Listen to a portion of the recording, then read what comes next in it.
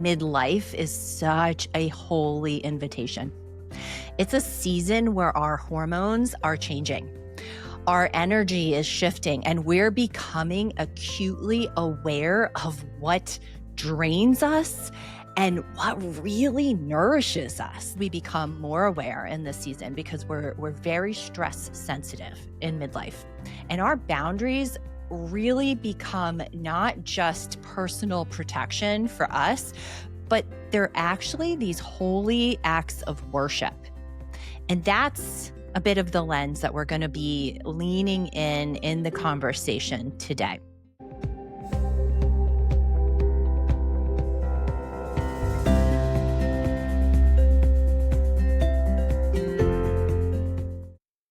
Welcome back, my friends, to the Daily Surrender. I am back from my travels in Italy. My husband and I were able to go away for almost 2 weeks. Our excuse was visiting our daughter who's studying abroad in Florence, but we extended the trip with a lot of adventures, a lot of food, a lot of walking, and we are back. And this conversation that I want to have with you today is one that I believe every single woman in midlife, and really, truly every soul at any stage on this journey needs to hear. It was inspired as I returned from my trip and I'm acclimating to my life and I'm having a lot of different demands placed on me. And I'm reflecting about boundaries, my own boundaries, and leaning in even more. So, what we're going to talk about today is those sacred boundaries that are not boundaries because they're walls or punishment, but boundaries that we put up really as the divine containment that preserves the light within your vessel. The vessel that God Himself created to carry His love, to emanate and radiate His love, His wisdom, His strength, all through you. And that vessel is your being. I have addressed on an earlier podcast episode, if you've been following the Daily Surrender, I think we're on episode 30. If you've been following me from the beginning, one of my first episodes was on sacred boundaries. And I have been feeling the spirit really nudge me to revisit the conversation and to revisit it through a little bit of a different lens. One of a little bit more maturity as I continue on my walk and I'm walking my talk. I don't ever bring things here to you guys on the podcast in my teaching or any of my teachings, really, whether it's in my coaching relationships and my writing. And if in anything that I put out into this world, unless it's something that I'm walking myself, something that I'm embodying. And oftentimes you are with me on my own growth edge. So boundaries has been something, and you may have picked up on this in different episodes, that I really struggled with throughout my life. I really struggled hard with putting up boundaries, with discerning what were boundaries and what were walls, because I was a chronic people pleaser. So today in the conversation, the newer lens that I'm bringing this conversation to you through is, again, one of a little bit more wisdom, just as I continue to mature and grow. And that's what we do, right? As we walk forward and up in life, more love and more spiritual alignment. Here's the deal. In midlife, any of you listening who are in midlife, and we know that midlife is a big umbrella of a long time, a long period of time, we're growing. We're growing in wisdom, and our boundaries really become not just personal protection for us, but they're actually these holy acts of worship. And that's a bit of the lens that we're going to be leaning in the conversation today. So, our body, our mind, and our entire energy field are the vessel through which the divine pours love into this world. We help express God in this world. But when that vessel has cracks, When we're saying yes out of guilt, out of fear, perhaps obligation, we're living into the shoulds, our light leaks. And that light is the light of the Creator. And yes, we want that light radiating out from us, but we don't want it leaking out from the cracks in our vessel. When we honor our vessel, when we're really protecting it as being something that is very sacred, we're we're not withholding love. We're actually preserving the capacity to pour more love from a pure, healthier, wholer source. Healthy boundaries, my friend, are not selfish. I'm going to say that again. Healthy boundaries are not selfish. I myself have struggled in the past with that concept. I really struggled to put up boundaries because I thought that boundaries were very selfish of me to put up, that I should be loving, that a very loving person is someone who helps other people. And that had me in a place of a lot of muddied waters because I also ended up being a rescuer, feeding my own ego because I thought it was my job to fix other people. It was my job to make other people happy. I was playing God in a sense. I didn't realize that. That wasn't conscious of me. And it was also massively draining me. It was draining my energy. It was creating so much fatigue. And physiologically, it was showing up for me as inflammation. My thyroid was compromised. I wasn't using my voice. Our thyroid is in our throat chakra. That's our voice. When we're holding back, we're suppressing our truth. We're shoving down our real true feelings because we're either not saying something to please somebody, or we're saying something that's not true and authentic to ourselves to please another person, or we're doing something to please another person. That's going to metaphysically affect that area, that throat center, the voice center of our body. So, again, when we're really honoring our vessel and we're coming from a place of love, that love includes loving ourselves. And in that, it can feel really selfish, especially if somebody else in our life doesn't like it. And that was something that I always feared. I was so conflict avoidant, and I did not like other people not liking me. I didn't want people to be unhappy with me. So if I was living to please other people, I certainly couldn't have boundaries, because if I put up a boundary, somebody else might not like it. But when we realize that boundaries are not selfish at all, they're actually really honoring to the divine vessel that we are, our being, where they're honoring to God's creation in us, we start to see them as acts of stewardship. They ensure that we're pouring from a very full cup rather than a cup that's fractured, that has cracks in it. So envision your vessel as being a mug. Maybe it's one of your favorite mugs that you have your morning tea or coffee in. And that mug, now, if you're going to have a lack of boundaries, you're going to have leaky boundaries, right? So envision the mug having cracks in it. And you pour your morning tea in the mug, and some of that tea starts to leak out. That mug itself is compromised. It's not acting as it could if those cracks were shored up, if they were filled in. So we want, and actually, not only do we want, but we have a responsibility to be pouring from a whole vessel, to be coming from a place of wholeness, not a place of compromised fracture.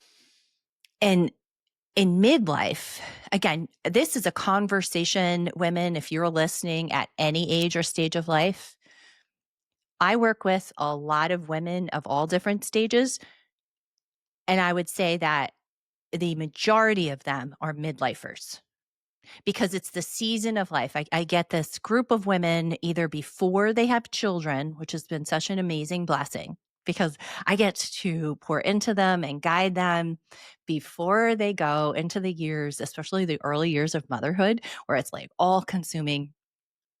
And I get to help teach them what I didn't know when I was their age. And it's a beautiful gift. And I see a lot of these women who come to me in their 20s and their early 30s as being leaders. Like they are leaders for their peers. They are going out into the world and they are rippling and they're going to be doing it in a healthier way than a lot of other women have because we didn't know any better, right? So we only can come from a place of what we know, and what you don't know, you don't know. And for me, I didn't know what I didn't know. And again, I was running a lot of stories and I was running this story that it was my job to make everybody happy, to please everybody. I was very conflict avoidant. I was such a type A personality. I wanted to be in charge and be in control and do all the things. And that didn't serve my physical body.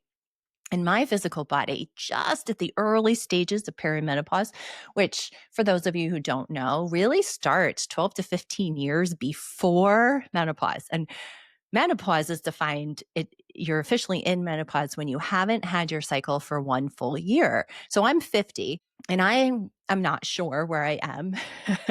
I'm still perimenopausal. It's been a few months since I had my last cycle, but I can't declare anything until it's been an entire year. But I can say that perimenopause really kicked in for me in my late 30s. And then as I crossed over into the new decade of life, into my 40s, and I was functioning as I'd been functioning for my entire life and my entire adult life, certainly.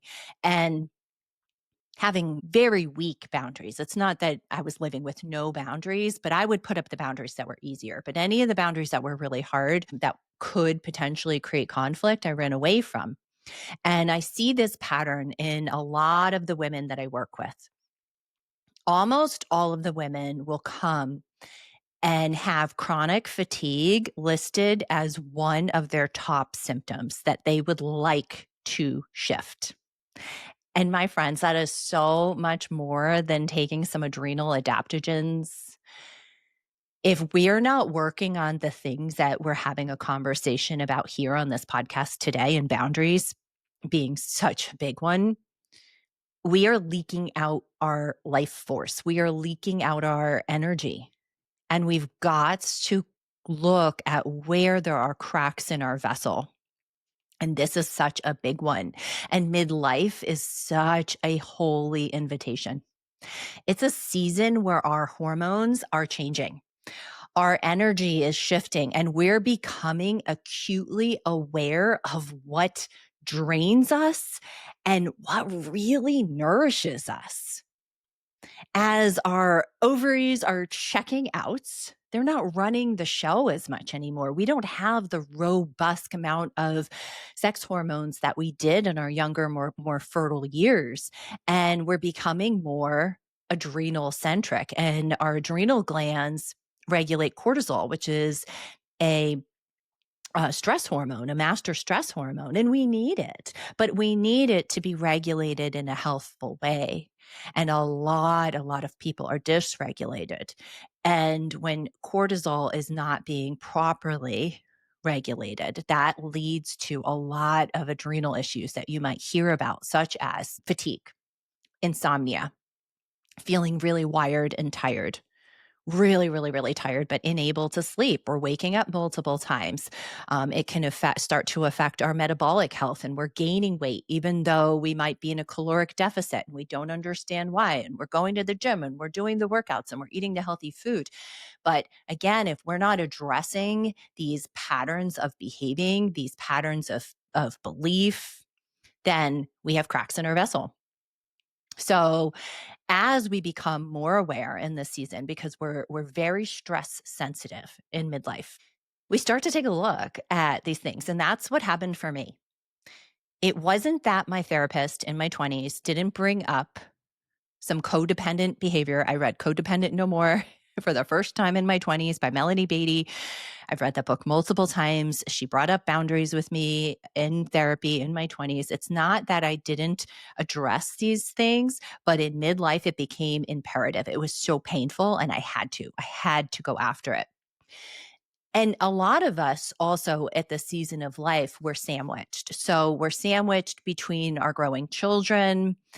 We may still have children, of course, because this season spans such a long period of time. We might still have children at home. They might be young adult, one foot in the door, one foot out the door. And we also have aging parents.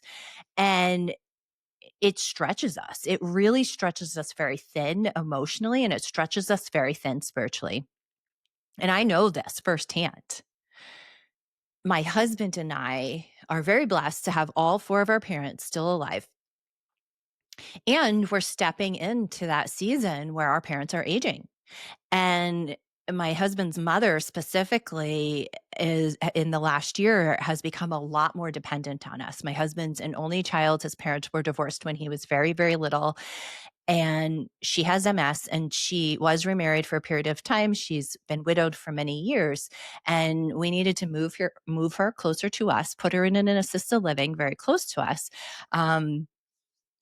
And we are in a very different season of relationship with her. She's very reliant on us, and I've taken over a lot of the care, a lot of the medical care, medical advocacy for her, managing a lot of her everyday needs that the assisted living cannot do. And I've really come to see the relationship with my mother-in-law as being one that is for me. And I say that because it's a relationship that challenges me in so many different ways. I can see the soulful contract between her and I in a way that I was never able to before because I wasn't challenged to put up boundaries. I wasn't challenged to look at what's being pulled on in me when she asks. And she asks for a lot of different things. She asks for things well beyond her needs. She asks for a lot of wants because she now is unable to drive. She can't just go out and go get whatever she wants in the world from the store. She can't stimulate herself in the ways that she used to be able to. And just like little children do, she asks.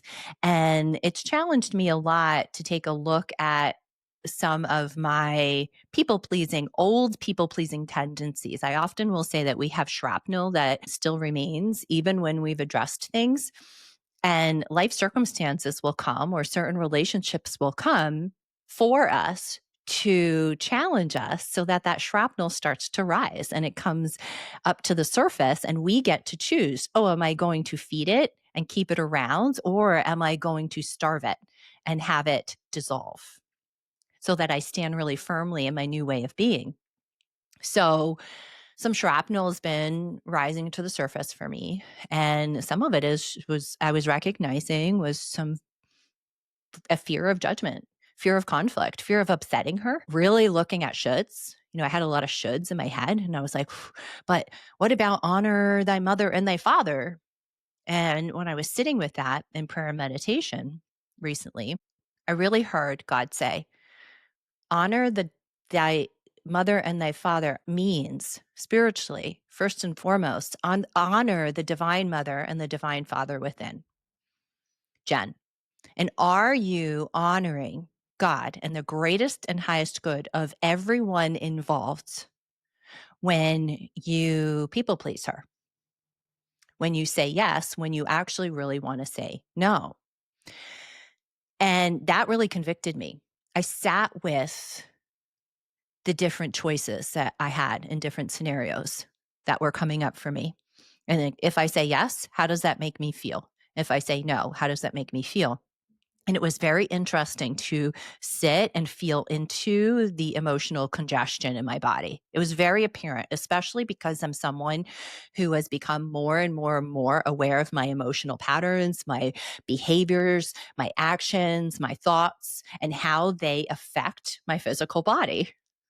Because it wasn't until I addressed, let's say, boundaries, I would say was a huge one for me, did I begin to heal physically in a lot of areas that I'd been chasing for years and years and years, doing all the things, taking all the supplements, doing the protocols and the biohacking tools and you name it. But I was keeping my nervous system so dysregulated because of some very limiting beliefs that I was playing into. So I've really come to see this work, like all of this work that even what I'm talking to you about here today, and I might be provoking in you some reflection on yourself and areas where I'm leaking out some light through the cracks of my own vessel, and I can see it. I've come to see this work as holy work because it's an invitation to love without ownership. It's an invitation to serve without self-abandoning ourselves. There's a fine line. A lot of people in this world don't want to enter into this area. Again, even though it's holy work, it really is holy work because it's hard. It does take discernment. It takes a lot of humility. It takes honesty. It takes introspection. It takes self-reflection. And it might take some I'm going to say initial hard no's. You say it with love, but you put up that boundary and it feels really uncomfortable because it's not what you've done in the past. And the person that you might be saying no to might not like it, especially if you've said a lot of yeses in the past and now you're changing. So here's what I really want you to hear today. When we set a boundary from a place of love, it serves God and the greatest and highest good of everyone involved, everyone. And my friend, that includes you. It's not just the other person. When boundaries are built from a place of reactivity, they're not actually boundaries. When we're building them from a place of, again, reactivity could be anger, fear, resentment, shoulds, we're creating walls. Those walls become armor. And I can't tell you how limited our life is when we are living with armor.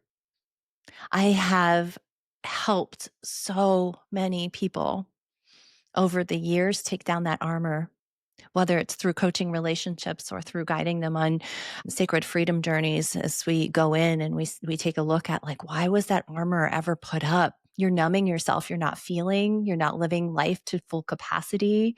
You are shoving down your voice. You're not even using it. You're not being true to your authentic self. You might not even know who your authentic self is. And underneath that armor, we could have a lot of anger and a lot of resentment. And when we build our boundaries instead, not reactivity, but instead from a place of love, they create alignment. They allow truth to flow. Healing starts to unfold. It's beautiful. And relationships, when healthful boundaries are put up with love, either deepen or they dissolve with grace. So that relationship that you feel really challenged over because you can recognize that there's compromised boundaries, that there's leaky boundaries, it's on your part. You're the only one who can change it. It's not their fault.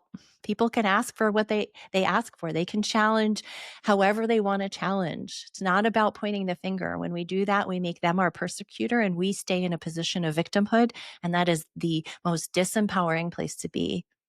So what can we do? We can change ourselves. So when we are, again, coming from a place of love, that relationship now has an opportunity to deepen. It has the opportunity to shift because you shifted, not because you're here trying to fix the other person and change them or tell them that they're wrong or point the finger at them or blame them. You're changing. And let me tell you, every relationship in my life that I have bravely put up a boundary out of love with that has gone in the direction of deepening has been taken to a place that I could have only ever dreamt of. It's actually what my soul always wanted all along. It's gotten better and better and better because, again, I was coming from a place of love. I first and foremost was receiving that love from source. That love was the love that was guiding me and giving me the strength to put up the boundary and serve God and greater good of all involved, including myself. And it's beautiful. And sometimes those relationships will dissolve, and that's okay too. Not all relationships are meant to last forever. A lot of relationships come into our life for a short period of time, and they're there too to grow us. And they're there, just like all of the others, to challenge us, to reflect God back at us, to help us see something inside of ourselves. And when they dissolve with grace. They really do. I have had relationships, especially in the past 5 years, as I've been doing very intentional, deep, brave work that have dissolved. I have a few times looked at relationships and said, I think this relationship has expired. But again, when I'm coming at it from a place of love, it dissolves with grace. It does. It really, really does. So before setting a boundary, I'm going to encourage you to pause. Just pause, take a breath, and drop out of your head and drop into your heart. That's so important. We so often come from a place of reactivity where our initial instinct is no. But take a breath, take a beat, just a beat, and really assess, am I coming from a place of love or am I coming from a place of reactivity? Am I being defensive here? Ask the Holy Spirit to help you really see clearly. Like ask, invite Spirit to guide you. Like, am I acting from reactivity or am I acting from love? Am I coming from a place of fear or am I coming from a place of faith? The answer will be so clear. You could feel it. You'll feel it. You'll feel peace in your answer of where you should be coming from. When we act from love, the energy of that decision is rippling outward. It blesses the other person, even if they don't see it right away. We talk a lot here on this podcast about energy and frequency and elevating our frequency and how everything is energy.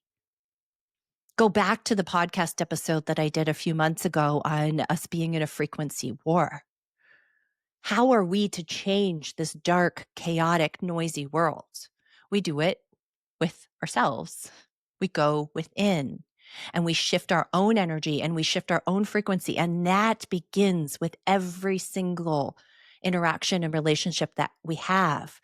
So do an energy check-in and make sure that you're coming from the energy of love. Love is the highest vibrating emotion that exists. And when we do that, we're rippling that out. It's going to bless the other person, even if they don't see it, even if they don't see it right away. It's giving them the opportunity to face themselves and their own patterns. And that, my friend, is where growth begins. It's the harder thing sometimes. It's not easy because we've got to stop feeding our ego. Our ego might be activated. And remember, our ego is not an enemy that to be like completely abolished. We need our ego. Our ego oftentimes points us to where we need to go. But when our ego is being activated like that, we get the opportunity to stop feeding it and to say, okay, I'm going to come from a different place. I'm not going to feed you. It's not about me. This actually is not about me. It's about me serving God and greater good. And my no, my not saying yes to this relationship, my not receiving just behavior that is really inappropriate from this other person, me not continuing to play this game me standing up to it, that's serving the other person. It's serving us and the other person. It's serving God. And it might make them super uncomfortable, but maybe they need somebody to stand up to their behavior so that they can in turn take a look at themselves. And perhaps that becomes a catalyst for their own growth. We release the outcome, right? It is enough for us to see what's possible for somebody else. It is not our job to take them across the finish line. It's not our job to fix them at all. It's enough that we can see what's possible. So I remind myself of that when I'm in relationships, especially relationships that are really challenging, that are calling for me to use my voice, put up a boundary with love, out of love. You are, remember this, you are not responsible for how the other person responds. I was somebody who was always scanning the possibilities of how someone else would react and determining my behavior based on a possibility, based on me making an assumption. None of that was my business, nor was it my responsibility at all. We're not responsible for how they react, how they feel. Again, if we're coming from love, we can trust it. We can trust truth always. We're responsible for the purity of our own intention, for showing up in love, in truth, and in alignment with God. Period. That's it. Remember that. We practice and it gets easier. I promise you that from somebody who struggled for so long with boundaries, with using my voice, with saying no when I really, really didn't want to say the yes, right? Matthew 10:14 says, if anyone will not receive you or listen to your words, shake the dust off your feet when you leave that home or town. That scripture verse is one that has popped up for me so many times over the years, especially in coaching.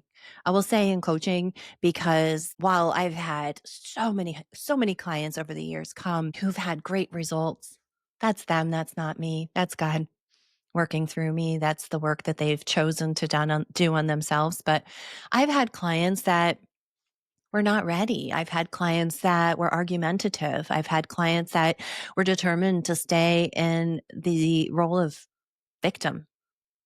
They didn't want to step into an empowering role of being a creator of their own existence. And that's just where they were on their journey. And my ego really would get tripped up. It was coming from a good place. It was always coming from a good place because I want to help everybody. But my earlier years, especially of coaching, I naively thought that it was my job to determine their outcome and to get them to cross the finish line. And as I just said here earlier, it's not, like, and how they react and the choices that they make are not my responsibility. My responsibility is always coming from a place where I'm the best me that I can be, where I'm honoring God and the greatest and highest good of all involved. So really understanding when it's time to move on in a relationship really has helped me with my own boundaries. So Jesus modeled this when he sent out his disciples to teach and to go do healings and to spread his messages. He told them that if people were not receiving them, that they were to go shake the dust from their feet, from their sandals, and move on. That wasn't rejection. You can see why he did that. That was discernment.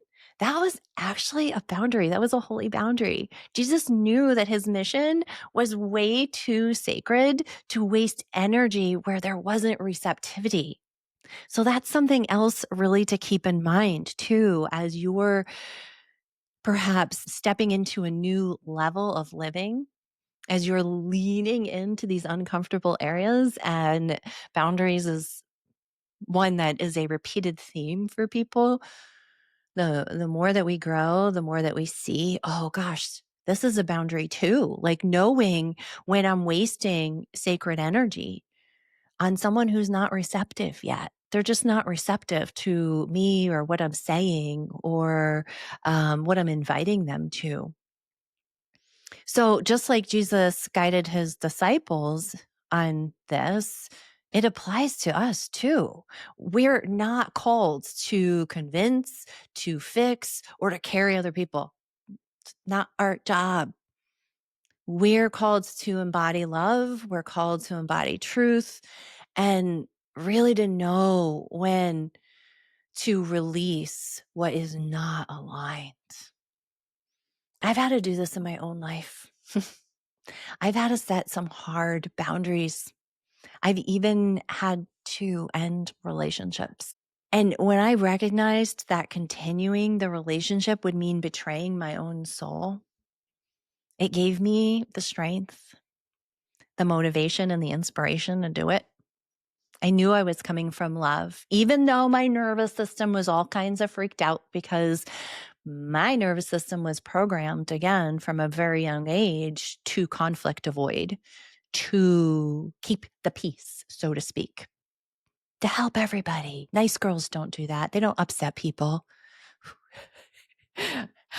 It took me a very long time to realize that trying to make sure every single person who ever came in contact with me liked me and would not be upset with me was an impossibility, and it was doing nothing but draining my energy. Oh, that really has helped me. I'm like, gosh, Jen, you are not going to escape this life without having people not like you. That's okay. Make sure you're pleasing one. Make sure you're serving one. You're not here to serve man in that way. So, yes, this has meant having some really hard conversations with people and ending relationships. And it was painful, guys. It was not easy. It shook every single part of my people pleasing programming. The last relationship that I ended, that I discerned, I knew was serving God and the greatest and highest good of all involved. That person, me, everyone. I knew it. There was no doubt in my mind. But after I did it, my nervous system had such a freak out. I felt like every cell in my body was actually purging some of the old shrapnel. I needed to take the action in order to experience the change and the transformation. I needed that. That person was a teacher for me. They were a gift for me. That whole situation was for me. It grew me so much. So afterwards, yep, my nervous system freaked out. I did some somatic work, a lot of breath work, grounding, and I just continued to anchor and root myself in truth, come from love myself well, and it passed. It did. And it passed with so much calm after. Because deep down, I knew that honoring truth was honoring God. So when you say yes out of fear, your nervous system hears unsafe. I want you to really remember that. When you're saying yes out of fear, your nervous system hears unsafe. But when you honor your no, your body can exhale. There are all kinds of physical manifestations that happen in your body when you're saying yes from a place of fear. Chronic fatigue, because again, we've been talking about this throughout the episode, you're leaking out energy. Gut issues, anxiety, insomnia, thyroid issues, you name it. So let's take a moment together here.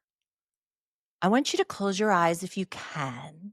If not, just try and quiet your mind from anything else you might be focusing on if you're listening to the podcast and multitasking. And take a slow breath. Visualize yourself as a golden vessel filled with light. This is the divine light of God.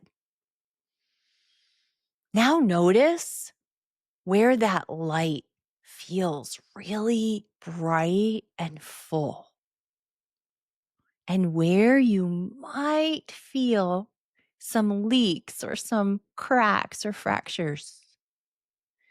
Maybe it's around a relationship where you've been overgiving, or you've been trying to fix the person, or you've been saying a lot of yeses when deep down you really mean no. Maybe it's a place where you've felt a lot of resentment, a lot of fatigue. Take notice of those places.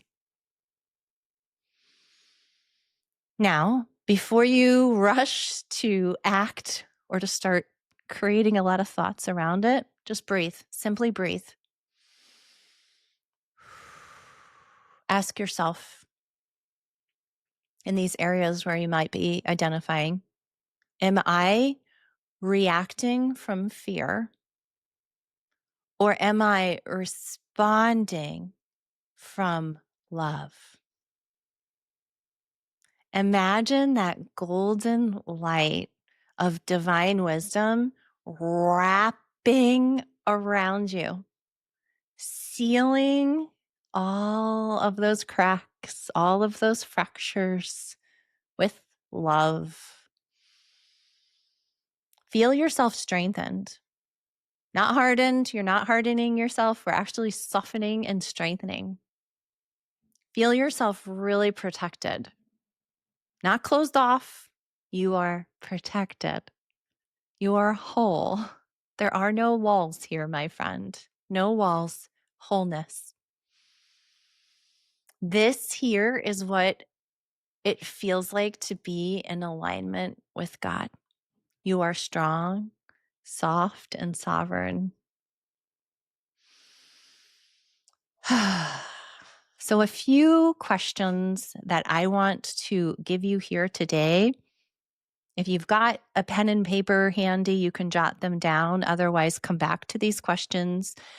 And perhaps you journal on them if you're a journaler. If you're someone who just asks and reflects, maybe you go somewhere quiet and private on a walk and just talk out loud. But ask yourself these questions that we walked through in that little visualization. But am I acting from reactivity or love? You can ask yourself that question in any situation when you're challenged with someone. Am I seeking to control the other person's response? That's a big one.